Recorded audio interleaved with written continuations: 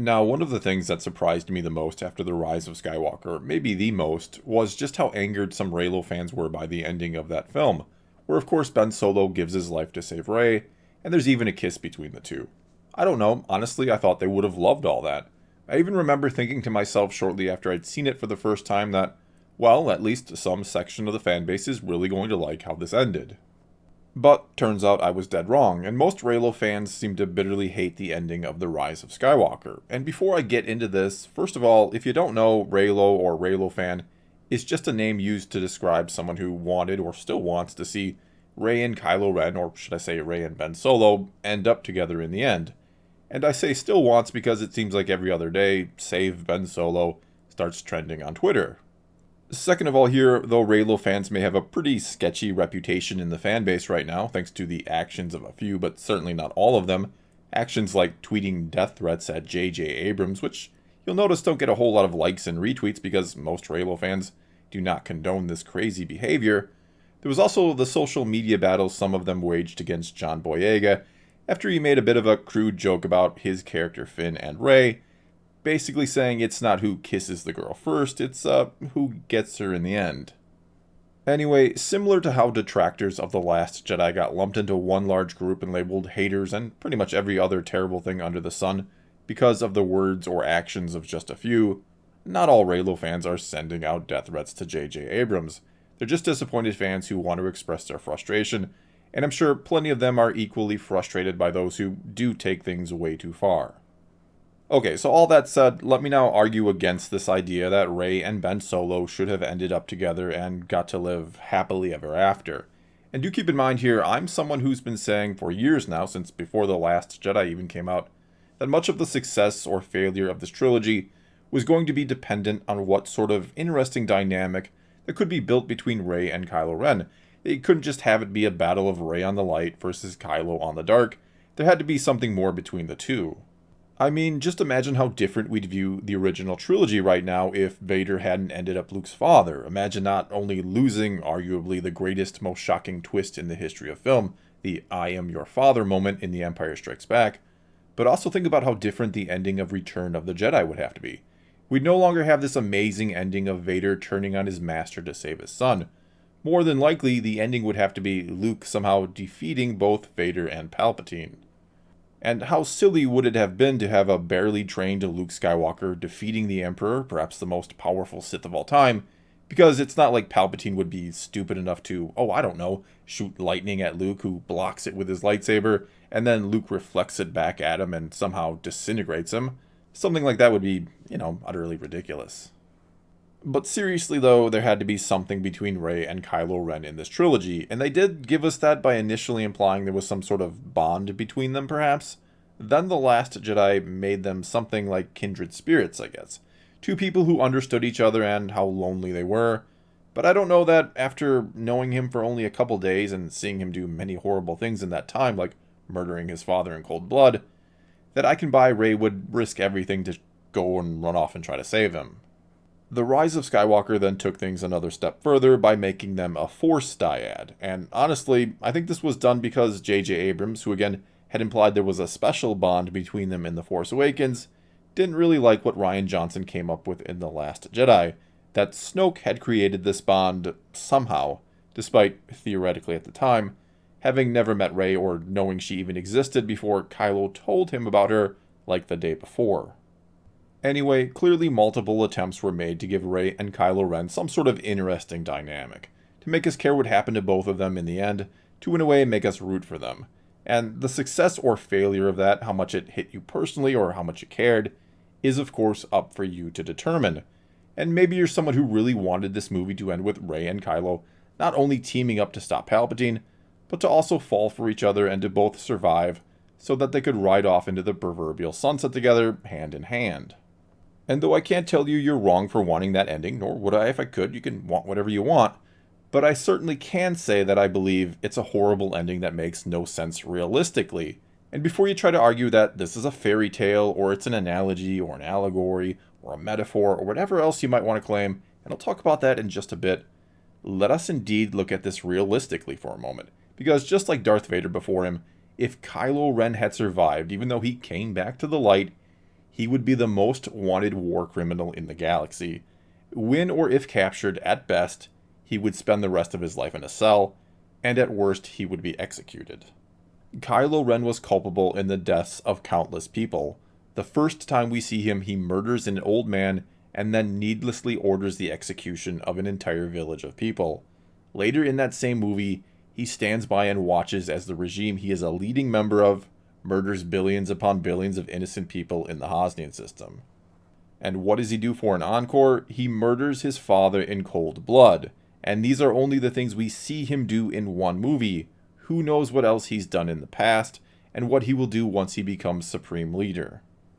And again, realistically, or even in the Star Wars galaxy, no one would ever accept the defense that Ben Solo, didn't do these horrible things, Kylo Ren did them, that they're somehow two different people, or that Kylo Ren was an alter ego that has now been completely eradicated somehow. Nor would a lifetime of being manipulated by Palpatine excuse his actions, the same way it wouldn't excuse Anakin or Vader's before him, who was also manipulated by Palpatine. Many people here in the real world that do twisted things or commit horrible crimes have some pretty awful stories from their past, some type of dark, tragic childhood, or just a horrible life in general that explains what they become and what they went on to do. But guess what still happens to them in the end? They get locked up. Sure, we can feel some degree of sympathy for them, but it doesn't excuse their actions. And though some crimes, most crimes to be honest, can be atoned for, though oftentimes people who do wrong and break laws can pay their debt to society and be allowed to live free again, to get a second chance if you will, others cross a line that there's no coming back from. In reality, just murdering his father in cold blood would be enough to condemn Ben Solo for the rest of his life. He certainly wouldn't be allowed to rebuild the Jedi Order alongside his new girlfriend after that and everything else he'd done. And speaking of them together, realistically, what would their relationship, Ben and Rey's, even look like? Do they reminisce about the day they met, when he force froze her in place and held a lightsaber to her throat, before abducting her and taking her back to his ship, where he proceeded to torture her for information? I mean, that's going to make a great story for the grandkids someday. But being serious here, is that all something she could ever really get past? And should it be? Sure, maybe she can find a way to forgive him for all the things he's done. But there is a big difference between forgiveness and acceptance. A difference between finding redemption and being absolved. Vader, for example, found redemption in the eyes of his son and only his son. And for Vader, or Anakin, I'd imagine that was the only thing that mattered to him in those final moments, other than Luke telling his sister that he had come back to the light in the end. Sure, he may have just killed the Emperor, the only guy in the galaxy worse than him perhaps, but that didn't mean all would be forgiven. That one right, though it's a big one, doesn't undo all the other wrongs. It doesn't mean the rest of the galaxy would now cheer him as a hero after everything else he'd done. He wouldn't just be allowed to go free and live out the rest of his life now. And the same holds true for Kylo Ren or Ben Solo. In the end, he found redemption in the eyes of the one he cared about the most, that being Rey. He also seemed to realize after his mother Leia reached out to him through the Force that she had never lost faith in him either. And the scene where he sees his father Han, though it's actually a projection of his own mind, is Ben finding a way to forgive himself for what he did. And in isolation or removed from what was otherwise a pretty mediocre trilogy, the story of Kylo Ren and Ben Solo was a rather good and interesting one. He was easily the best character of the bunch, even if his story was almost a carbon copy of Anakin's. Furthermore, I'd argue he got the best, happiest ending he could have hoped for, all things considered, and when all was said and done, I liked that he got his redemption. I even found myself rooting for it during the film, even though all the leaks told me it was coming. Because I am someone who believes that pretty much anyone who looks for it can find a level of redemption. I believe that all of us are more than the worst thing we have ever done, and who among us has never done absolutely anything wrong? I also believe that, yes, a lot of people who go on to do atrocious things in this life were likely the victim of circumstances well beyond their control, and their stories are oftentimes sad and tragic, and lead us to moral and ethical questions about what to do with someone who visits the evils upon others that were first visited upon them. I also believe that though instinctively we may be selfish by nature, we can overcome this innate programming and choose to be giving and compassionate. We can all learn to be a little Jedi-like, minus the no attachments whatsoever part. People are not born monsters, they are instead made. And how we deal with those monsters among us says a lot about who we are as a people. And Star Wars is a story that explores all of those ideas and more, which is one of the many reasons why I truly love it. And so when we look at the story of Ben Solo as just that, as a fictional story, and we look past what realistically would happen to him if he were to survive, and we also set aside any sort of bad or wrong message that some would claim the movie sends to the audience about Rey forgiving and loving her abuser, should Ben Solo have gotten to live and have a happy ending? And to that, I still think the answer is no. The problem is, in the story, Ben Solo was given 2 chances to come back to the light, and he rejected both. The first was given to him by his father in The Force Awakens, and not only did he turn it down, but he killed him. And as I said earlier, that right there, realistically, would be almost certainly something that would condemn him forever. In a movie or story, though, yeah, he could have come back from that.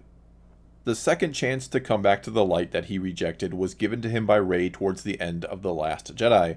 And this one, I think, in many ways is actually worse, because it tells us that the very first thing he wants to do, once liberated from the one he thought was controlling him, that being Snoke of course, was to embrace the darkness. It makes it seem like this has always been a personal desire, detached from the manipulation. Killing his father was bad, yes, obviously, and for some fans that right there was enough. That was the point of no return for them. But I'd say that The Last Jedi was the point of no return overall, when he absolutely and freely makes the choice to become the ruler of an evil regime. I mean, if after Darth Vader had killed Palpatine in Return of the Jedi, he declared himself master and the new emperor, and reached out a hand to Luke to join him on the dark side, I don't think we'd ever really expect any sort of happy ending for him after that. In fact, if you're a Reylo fan, I think you should be thrilled he got any sort of redemption at all in The Rise of Skywalker, considering how that last movie ended. And if you watched any of my speculation videos back in the day about The Rise of Skywalker before the leaks started to come out, you'd know I thought there was a really good chance Kylo would not be redeemed and he would die the villain, especially if, as The Last Jedi tries to set up, Kylo Ren had wound up being the main villain of the final movie, which he would have been in the Colin Trevorrow version of Episode 9, and no surprise, in that version, Kylo Ren is never redeemed and he dies as the villain. And look, I get it if you're someone who wanted to see Ben and Rey live happily ever after, if you think it would have made for a better, happier ending to the whole Skywalker saga that their family deserved, especially if you think of this as more of a fairy tale overall. And as someone who was bitterly disappointed by the way Luke Skywalker was in The Last Jedi after waiting 30-some years to see him again on the big screen, not counting the end of The Force Awakens, I can kind of relate, though I'd still argue Luke was by far a greater injustice, but whatever, I digress. And those who liked Luke in that film would often say that it was a more realistic, flawed, and human version of the character. And so, if you're a Reylo fan, maybe you should be happy to get the kiss and bittersweet ending, because realistically, Ben Solo and Rey, assuming they somehow worked as a couple, which in itself is hard to believe if we're keeping it real, they would have had to spend the rest of their life on the run together, because he would have been the most wanted man in the galaxy, period. Which, I don't know, might also sound appealing to you, those two forbidden lovers living a life on the run. But to get a bit serious here at the end, I don't really mean to anger Reylo fans by disagreeing with you about what the fate of Ben Solo should have been, because I don't really want to get death threats. Sorry, that was a terrible joke. But to actually get serious, I just think even for a story where characters can oftentimes come back from the most egregious of actions, a line was crossed by the character that there was no coming back from. No way you could justify a happy ending for Kylo Ren or Ben Solo, that everyone, Rey included, could just somehow forgive him and look past all he had done. It was a similar line to the one Anakin crossed when he slaughtered a bunch of kids in Revenge of the Sith. That said, I can appreciate the fact that you can look past everything else and just want to see two people have a happy ending, that you understand, maybe better than most and certainly better than Rian Johnson, that this is a fictional, dare I say almost fairy tale-like story, and that characters in such stories are often meant to represent something more abstract, not be literal representations of real people. I don't think most people, especially nowadays, go to movies, especially movies like Star Wars, to have the real world reflected back at us in a story that is overtly fictional. And for me, what the sequel trilogy says, and it's pretty much the same thing I got out of the original trilogy, is actually something I say all the time to people in my personal life. And that is that there's always a choice. Though sometimes there may not feel like there is, or like there isn't any good ones, because there may not be, but there is still always a choice. And though it may be difficult at times to make the right one when it's presented to us, though we may feel shrouded in darkness at times, it can still be made. We can always try to be better than what we are, no matter what we may have done in the past. And oftentimes, we can only overcome when others help us, when they look for and find the good in us and help us see it as well. Well, that's all I've got for you this time. Sorry for the little sermon at the end, but it's Star Wars' fault for being so damn good and, in many ways, shaping the person I am and some of the beliefs I hold, which is one of the main reasons why stories are so important to me, because I do feel like much can be learned from them when they're done right. Anyway, leave a comment below about anything or everything I had to say in this video, and let's talk some Star Wars. And until next time, thanks for watching.